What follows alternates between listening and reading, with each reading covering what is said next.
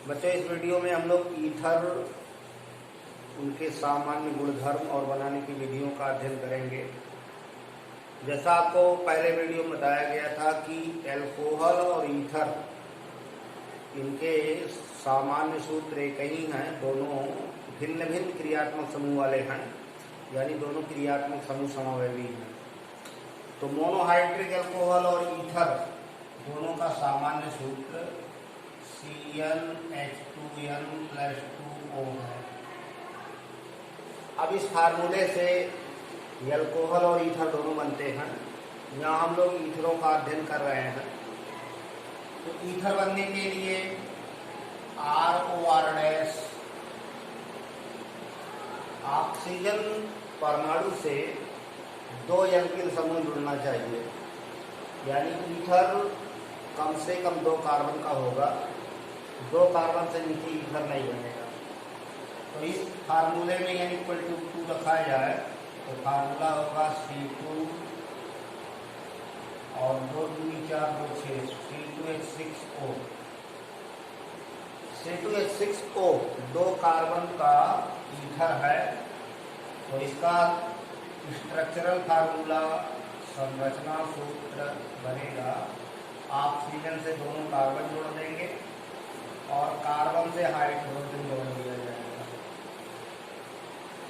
तो ये पहला सदस्य है डाईमेथिल ईथर। डाईमेथिल ईथर या मेथॉक्सीमेथेन।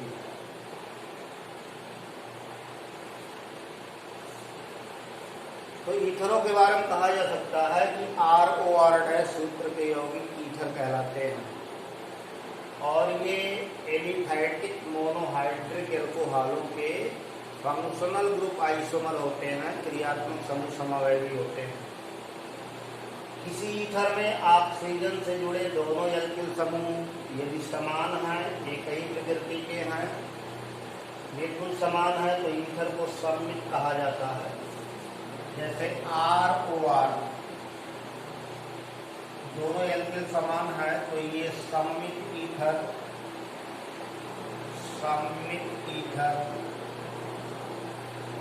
ये सिमेट्रिकल ईथर या सरल ईथर कहलाएगा। और दोनों एल्किल समूह भिन्न हैं, ROR' है, तो इसे असममित ईथर कहेंगे। असममित, अनसिमेट्रिकल ईथर, या इसे मिश्रित ईथर भी कहते हैं।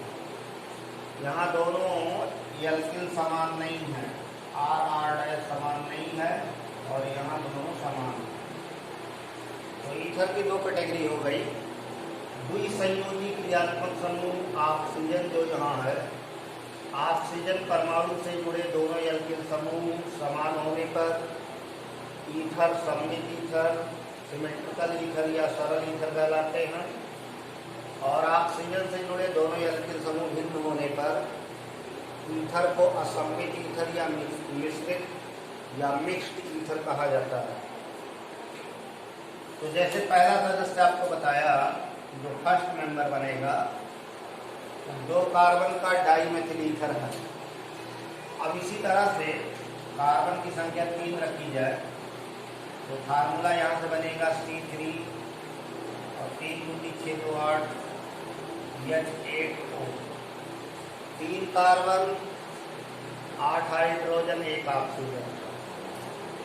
इसका ईथर बनेगा CH3 CH2 OCH3। एक तरफ इसमें एथिल है और एक तरफ मेथिल है।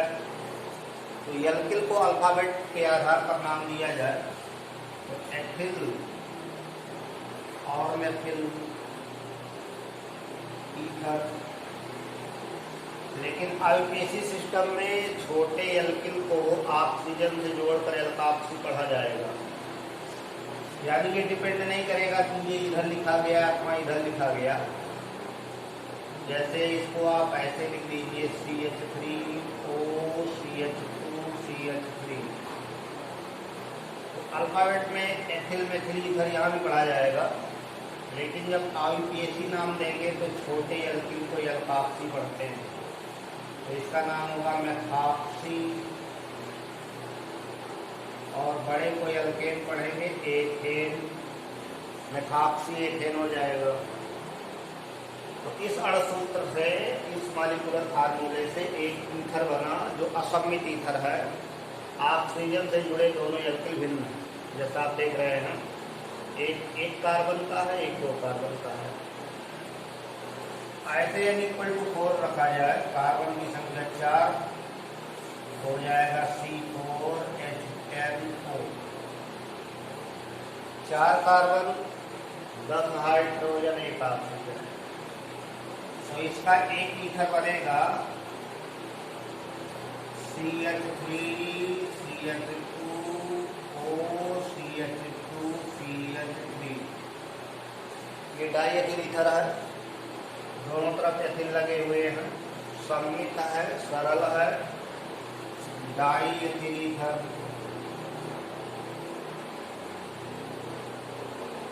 या इसको आयुपैक सिस्टम में एथॉक्सी एथेन कहते हैं। इसका जो दूसरा ईथर बनेगा, उसमें एक तरफ एक कार्बन कर दीजिए CH3O CH2 CH2 CH3।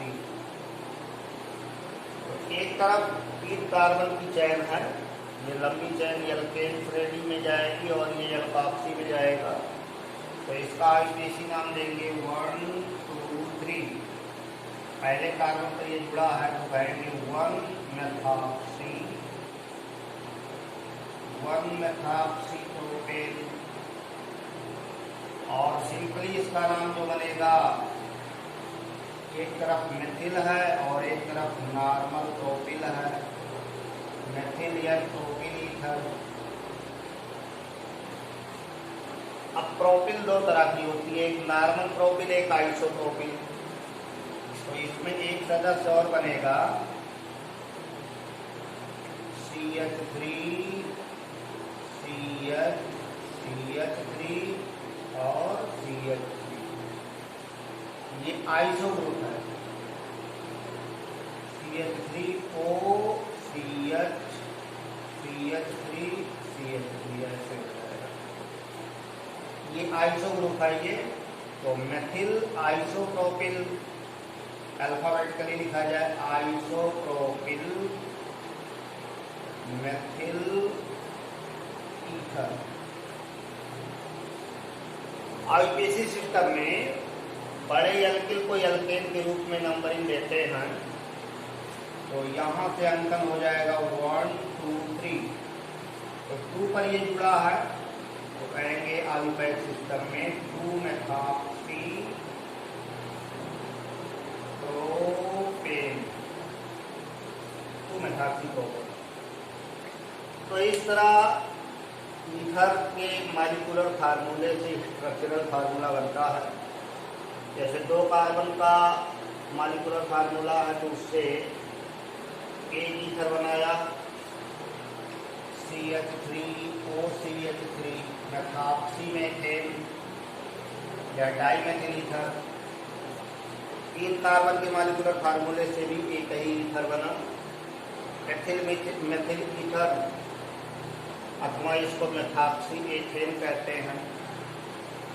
और 4 कार्बन के मॉलिक्यूलर फार्मूले से 3 ईथर की स्ट्रक्चर दिखाई गई है। अब ये दोनों जो दिखाई दे रहे हैं,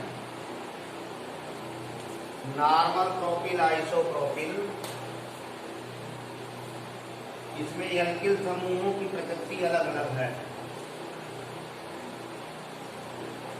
एल्किल समूहों की प्रकृति में भिन्नता के कारण जो समवायता उत्पन्न होती है उसको मध्यावयवता कहते हैं। ईथरों में मेटामेरिज्म पाया जाता है, मेटामेरिज्म, मध्यावयवता।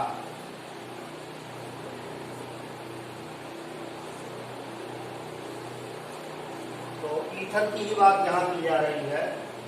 2 संयोजी क्रियात्मक समूह ऑक्सीजन, 2 संयोजी क्रियात्मक समूह से जुड़े एल्किल समूहों की प्रकृति में भिन्नता होने के कारण जो समावयवता उत्पन्न होती है उसे मध्यावयवता या मेटामेरिज्म कहते हैं।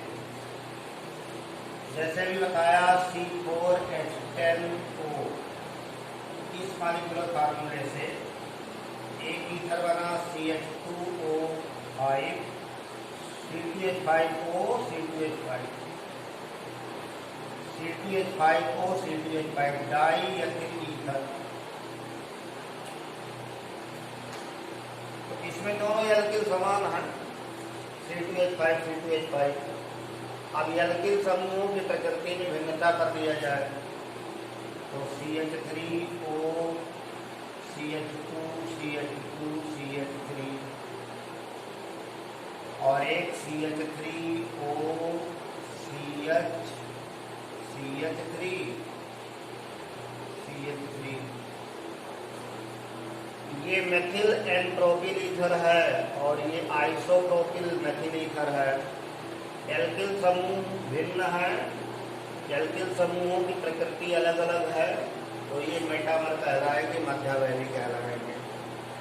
तो ईथरों में आपस में मेटामेरिज्म होता है और ईथर एलिफैटिक मोनोहाइड्रिक एल्कोहलों के फंक्शनल ग्रुप आइसोमर होते हैं। आपको पहले भी बताया गया कि एल्कोहल और ईथर क्रियात्मक समूह समवयवी होते हैं, लेकिन एल्कोहल और ईथरों की भौतिक गुणों में बहुत भिन्नताएं हैं। जैसे बताया था कि एल्कोहलों का क्वथनांक बहुत ऊंचा होता है इन कंपेरिजन ईथर, तो वहाँ हाइड्रोजन बॉन्डिंग का कारण दिया गया, due to formation of intermolecular hydrogen bonding among alcohol molecules. तो एल्कोहल अणुओं के बीच अंतराणु हाइड्रोजन बंध बनते हैं। ईथरों में हाइड्रोजन बंधन नहीं होता, ईथर में हाइड्रोजन बॉन्डिंग नहीं होती, इसलिए इनके बॉइलिंग पॉइंट कम होते हैं और ये वोलाटाइल होते हैं, वाष्पशील होते हैं, उड़ते हैं। अब आपको ईथर बनाने की कुछ रासायनिक अभिक्रियाएं दी जा रही हैं। मेथड्स ऑफ प्रिपरेशन, बनाने की विधियां।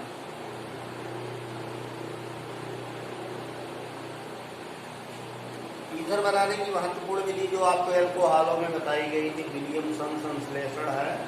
तो ईथर के संश्लेषण की विधि है विलियमसन अभिक्रिया, विलियमसन सिंथेसिस। ये महत्वपूर्ण नेम रिएक्शन भी है, 60 नोट भी आता है।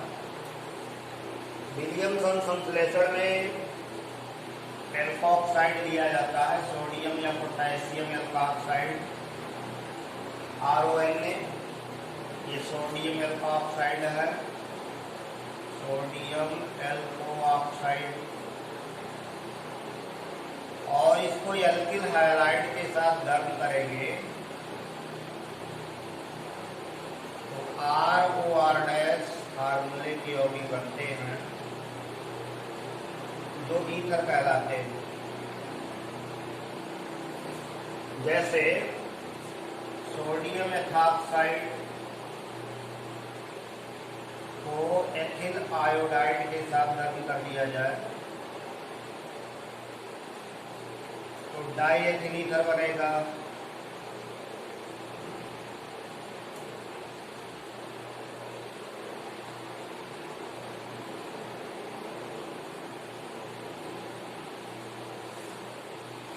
और आपको बताया गया था कि विलियमसन अभिक्रिया प्राथमिक एल्किल हाइलाइडों से ईथर बनाने की उत्तम विधि है, क्योंकि एल्किल हाइलाइड की प्रकृति द्वितीयक या तृतीयक होने पर विलोपन अभिक्रिया भी होने लगती है, जिसमें एल्किन बनने के चांस होने लगते हैं। इसलिए अगर आपको ईथर की अच्छी उपज लेनी है, ईथर का फॉर्मेशन ठीक प्रकार से लेना है, तो एल्किल हाइलाइड प्राइमरी नेचर का होना चाहिए। इसी प्रकार सोडियम एथॉक्साइड की अभिक्रिया मेथिल आयोडाइड से कराया जाए तो असफेद ईथर बनेगा, C2H5OCH3 प्लस सोडियम आयोडाइड। ये मेथॉक्सी एथेन है,